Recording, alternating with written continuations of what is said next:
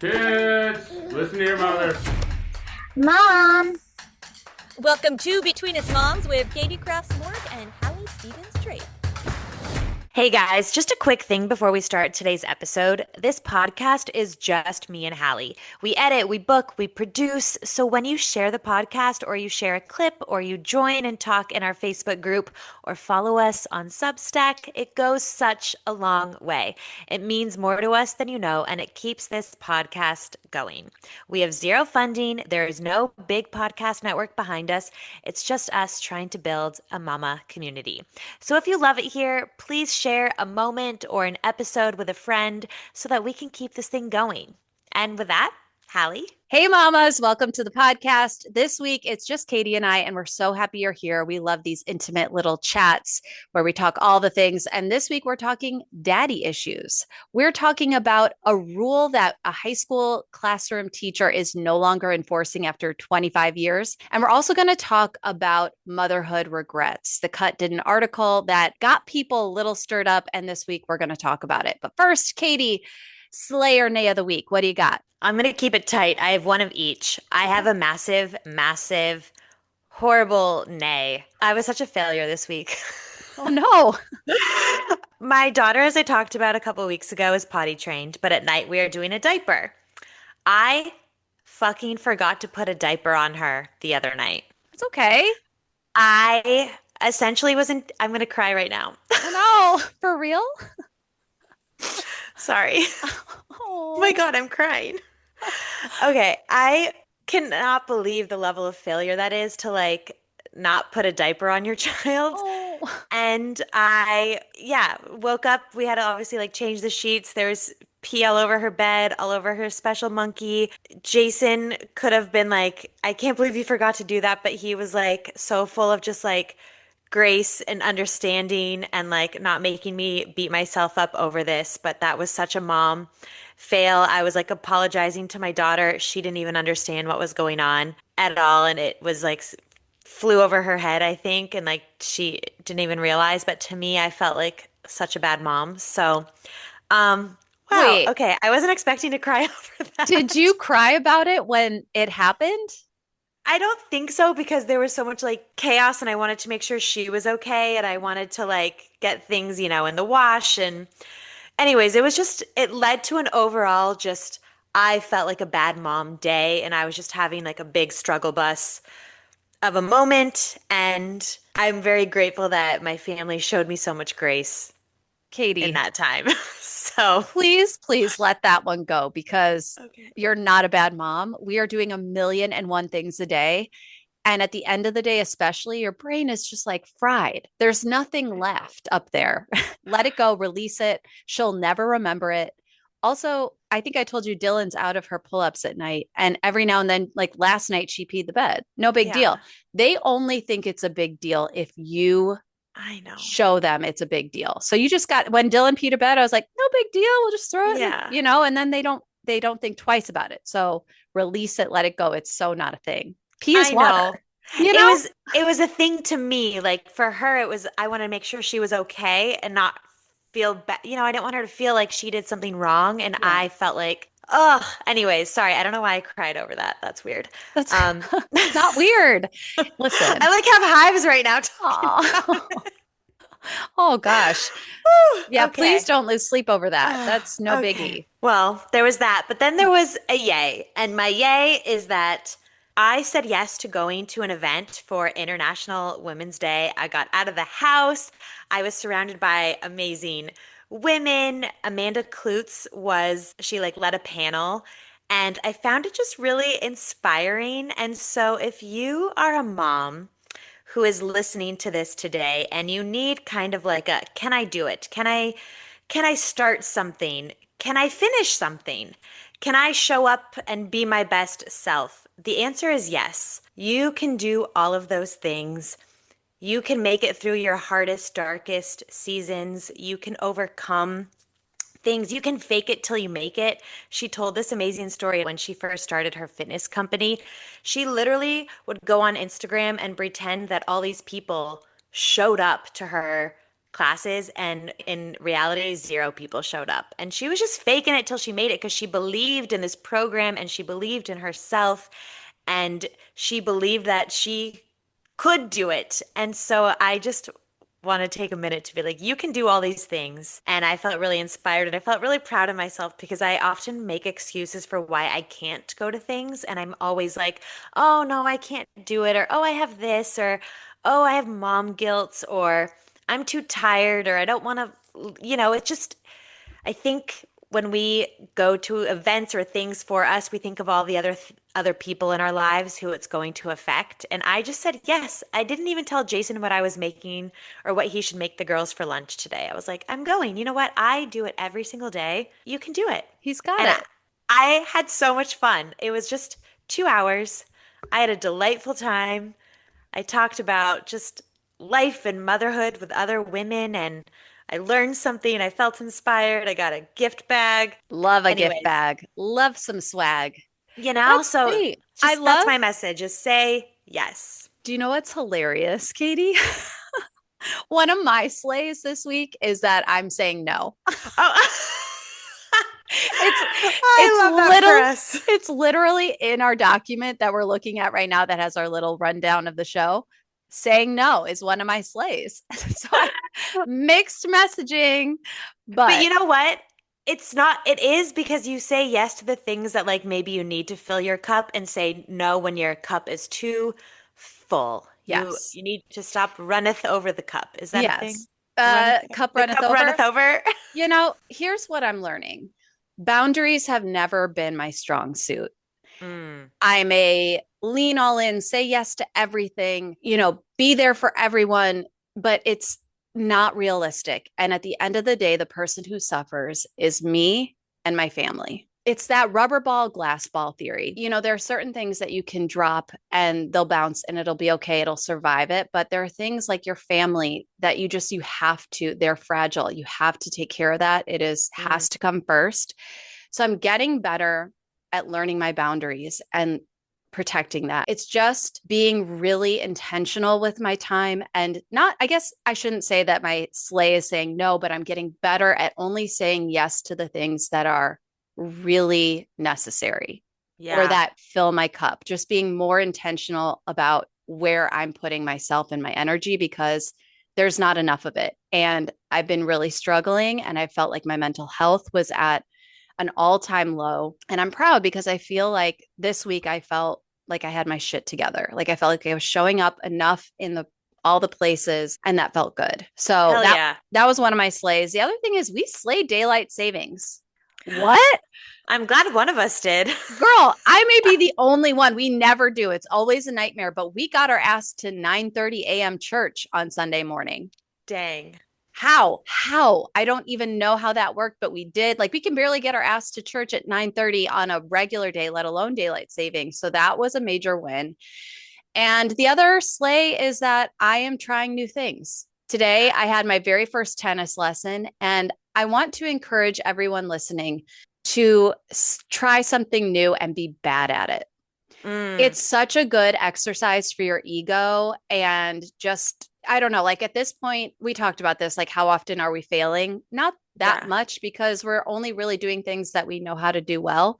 Or like, I don't know, we're in our 40s. So we're not like young trying things. Yeah, young chicks. Spring chickens. But yeah, so it's good. I was terrible. I was awful at it, but it felt good to like start something new, be bad, like release my ego and just have fun. It felt really good. I moved my body. I cannot recommend it enough. Tennis turns out is fun. And the outfits are so cute. So win-win. So cute. I'm more of a pickleball girly. Yeah, you have a pickleball court at your house. It's like tennis though. It's fun and you're not you're not running marathons.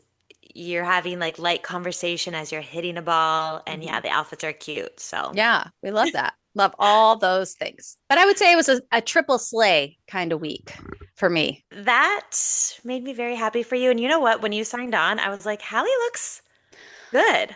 Oh, like thanks. fulfilled. Like, yes. This is a good week.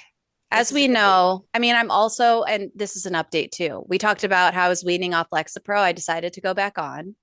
Is I it haven't, helping? I'm Are you not back on on? yet, not on Okay. yet, but I've not been in a good mental space. And for everyone who was listening to those episodes when we were talking about weaning off, just want you to know it's okay to go back on. Like, It is. it's okay to test it, see how you feel. And if it's not working, I mean, like, am I doing okay? Yeah. But could I be better? Yes. And I'm just a better mom, friend, sister, wife, all the things when I have that little assist. So tomorrow I have a doctor appointment. I'm going back on. And yeah, there's that. So I'm do you, happy for you. mamas. Thank you. Yeah. All right. It's time for the headlines that made us text each other. Katie, what's our first one? Sofia Franklyn, she used to co-host Call Her Daddy with Alex Cooper like way back during the first iteration of the podcast. She is now revealing more details about her upcoming memoir called Daddy Issues, which is going to explore their years co-hosting the podcast together and then their major falling out. Of course, Alex Cooper now hosts the podcast on her own, and she has been since 2020. And I feel like if you know anything about Call Her Daddy or Alex Cooper or Sofia Franklyn, like you probably know a little bit about this rift and this drama. Hallie, I feel like you know a lot about it. So I'm curious what your take is. Like, are you team Sofia? Are you team Alex? Will you read this book? What are your thoughts? I want to start this by saying I never love pitting women against each other. That never Mm, feels good. But totally. this whole thing, when it happened initially, it was pretty dramatic. And fans of Call Her Daddy really couldn't believe that they were breaking up because they'd always done this thing together. They rose together. But when it came to their deal, they just couldn't agree on the terms. They have both stayed relatively quiet. I know Alex Cooper doesn't even want to say Sophia's name. I believe she said that. She's just like, that's in the past. I'm not talking about it. Sofia has stayed relatively quiet and hasn't said anything. People have always wondered, when will she tell her side of the story? I'm fucking excited because I love a little drama that doesn't involve me. Again, I don't love women fighting against each other, but I do believe everyone's allowed to tell their truth. And I do think Sofia was done pretty dirty. It's also interesting that she's doing it now because there's been enough controversy surrounding the Unwell Network, which is, of course, Alex Cooper's podcast network. Alex Earl left and hasn't said anything about why she left, but it's, there's been enough breadcrumbs to suggest that it was. Spencer Pratt has had some choice words. Yes. And it's interesting. I think there's been enough released about the alleged toxic environment that whole network creates that I think now people are really willing to side with Sofia or really interested in what she has to say. The cover of the book has been released. Again, it's not coming out till November, but first of all, the book is called Daddy Issues. So she's going to be talking about it. Second of all, Genius, by the way. I brilliant. actually I love a play on words, and that's not me choosing sides. That's just me saying that is a Yes. brilliant freaking name. Brilliant. And the cover of the book is a picture of Sofia next to a blonde person with the picture of the blonde person cut out. So it's suggesting a breakup of sorts. I'm really curious just to know more because they have been so quiet about all the dirty details. Who do you think was done more dirty? I definitely think Sofia was done dirty. I mean, Alex Cooper now has a $100+ million contract for her podcast. And I think she earned it. She worked hard. No one can take that from her, but pretty brutal that Sofia was cut out. And I think there's more to the story than we've ever heard. I'm guessing I'll be Team Sofia, but business is also hard. It's hard when you're doing it with a friend, but ugh. I have a question for you. Do you think Alex Cooper is as good of an interviewer as she has gotten praise for? You interview celebrities. This is what you do. So I have to imagine you have an opinion about her credentials and her style. I think there's like a big saying that it's like luck plus preparation equals success. Mm-hmm. Do I think she has prepared for where she is now? Yes. Do I think she does like an okay job and some of her questions are really good, but I think a lot of it was luck and the timing of podcasts. And she does get great guests and she has a great team behind her. What I was going to say is I think sometimes a friendship breakup is harder than a actual breakup. Yeah, I And agree. I think it must be very telling that neither of them have like talked publicly about what happened for so many years because it probably still stings and it probably still hurts. Yeah. I think there's also been a lot of controversy around Alex and the topics of the past. Like I went back and listened to some old episodes and like the old YouTube things and like they're literally teaching girls how to give blowjobs. Yeah. Like the sloppy like the like Oh, do you remember that? No? Okay. no.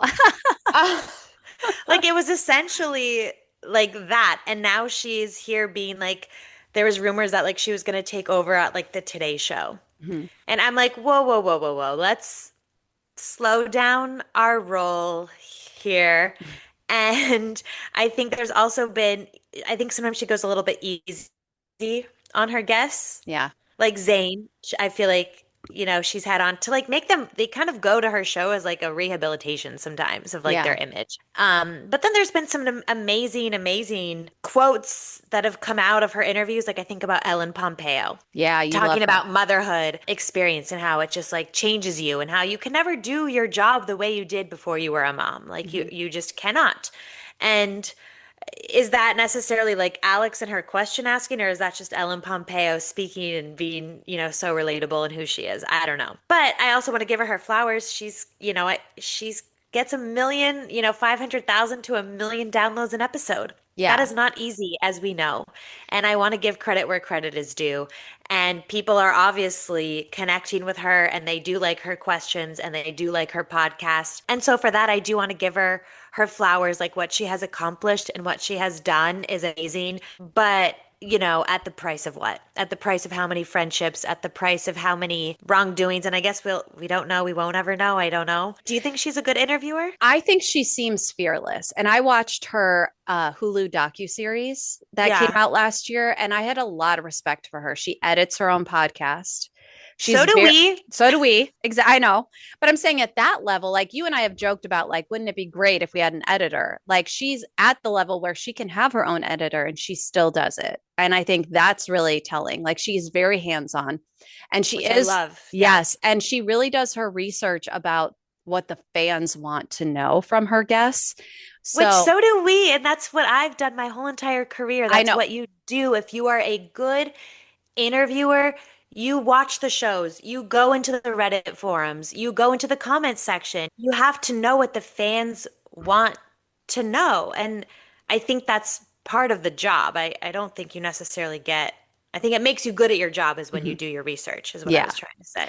Yeah, I do think it's a weird thing that like people are branding her the new Barbara Walters. I wouldn't go that far because it's not hard hitting journalism. I found it fascinating that presidential candidates were seeking to go on her podcast. I mean, she really has the top tier. She can get Yeah. anybody she wants on the show. It's a lot of pressure. And I also think at some point when you're at the top, people want to bring you down. They love to watch you rise, they love to watch you fall. So I think Mm, it must be hard to be her, honestly, yeah. because, one wrong move, one bad question, one bad interview, and people are ready to tear her apart. So Right. I actually think she's pretty great and has built something from nothing. She's playing college soccer and just like built this thing. So it is just, I think it was interesting too what you said about friendships failing or like breakups from friendships because you never expect your friendships to end. Like No. relationships always kind of in your back of your mind, it's like, could this fall apart? But your friendships you just think will last forever. So when they don't, yeah, that's pretty rough. I'd love to know if Alex was hurt because she hasn't talked about it publicly. And I wonder if like she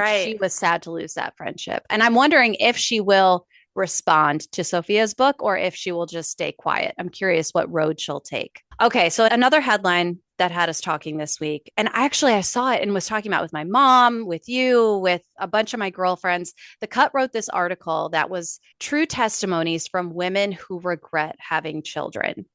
There were three women. And one woman said, I gave up everything I liked about my life to make children fit into it.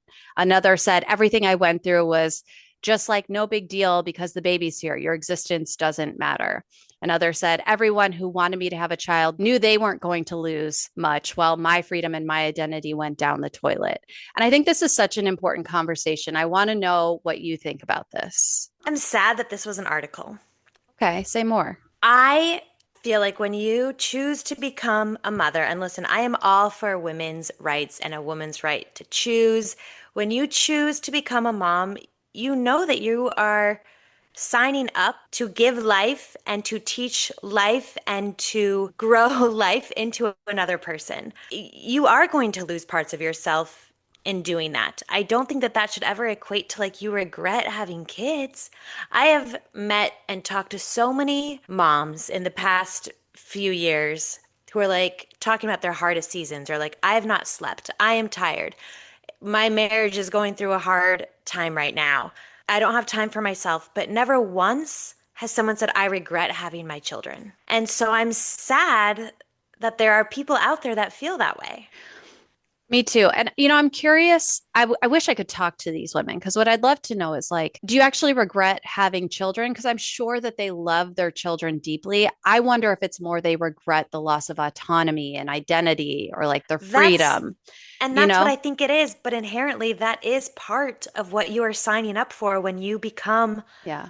a mom, Yeah. right? And Yeah. I also can't imagine reading an article like that as a child of a mom who felt that way. That's tough. Yeah. And so I almost wish, like, I don't know that the Cut needed to publish this See, article. And I get there's different perspectives and all of that, but also like, then maybe also show the story of the people who have zero regrets about having kids and are feeling so full of life. yeah. And I just think it gives a negative connotation. Again, I feel like there's all this doom and gloom scroll about motherhood in the algorithm and in people's stories and like, oh, you'll never sleep again, or people telling you, ooh, you have your hands full. Like there's just so much negativity around it. And it's to me, I'm like, yes, it is hard some days. Yes, it is hard at night. I did not sleep last night, but I would never say I regret having my children.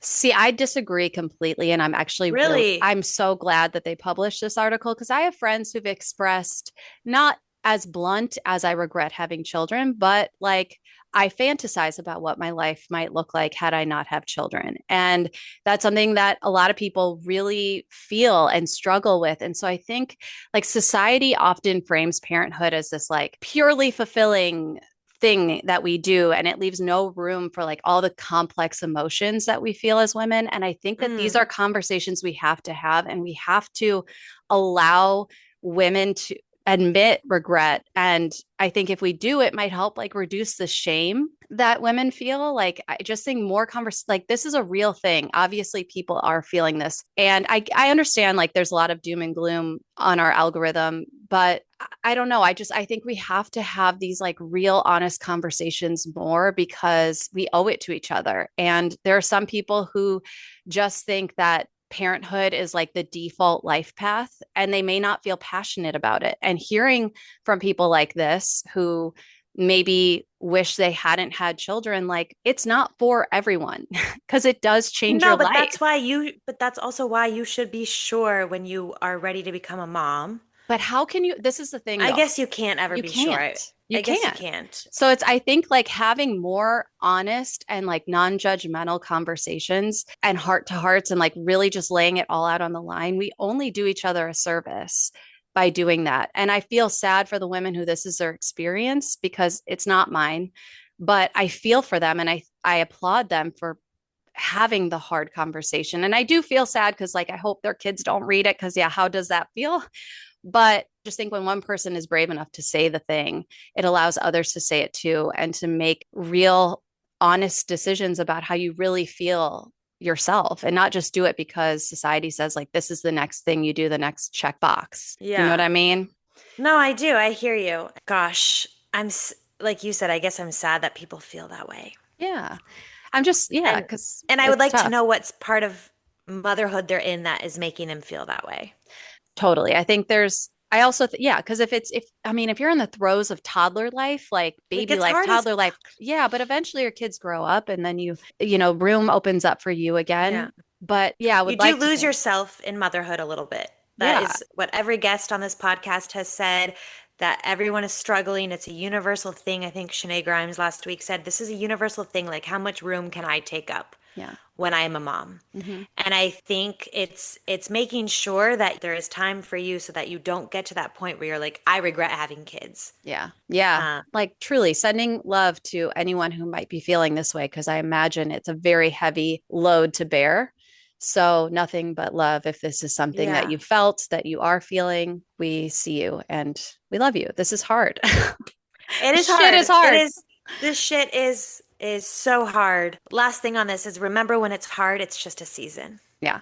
We This have too shall pass. We have to always keep remembering that and reminding each other of that and like feel your feels. Feel it with a friend, feel it with your husband, feel it with your own mom, feel it alone in your journal, whatever it is, like feel your way through it and know that it's just a season. not forever. That's yeah. There's a funny trend on TikTok right now that's like, can I get an ETA on that? This too shall pass. Oh. And I feel that I feel on that many too. days. Yes. Last thing before we wrap up, the mom algorithm this week. A high school teacher is revealing the one classroom rule she no longer enforces after 25 years of being a teacher. She's a U.S. history teacher in Texas. She has a good handle on like what's a good rule to follow and which ones are just like waste of time. So the one that she is like so over having her kids follow is cursing. Love it. Your thoughts. Your thoughts on kids cursing in high school. You know what? Whatever. I know. I am so not offended by a kid swearing. I mean, do I want a little kid swearing? Probably not, but like, who cares? Like, there are bigger fish to fry. And honestly, it's a great stress reliever and it feels good. And things are fucking funnier when you swear. I'm sorry, but they just are. So let a kid swear. I just think when we try to tell kids they can't do something, they just want to do it more. Totally. And also, you know, kids are going to do it anyways. Wouldn't you rather them do it in front of you instead of trying to hide it? Yeah. Right? Honestly. It's like a curse word. I'm sorry, but by high school, I was saying, fuck, shit, asshole. Maybe just bleep all these out right now. But like we were all saying those words. Yeah. I mean, So I'm whatever. not mad that she's not. There's so many other things that I'd rather a teacher teach my kid. Save your energy, teach them the shit you got to teach them and just let them curse. Who cares? Teachers have it hard enough. But yeah, we No. love it. We co-sign. All right, guys, that's all we have time for today. We'll be back next week with an amazing guest. Cannot wait for you to hear this episode. Have a wonderful rest of your week.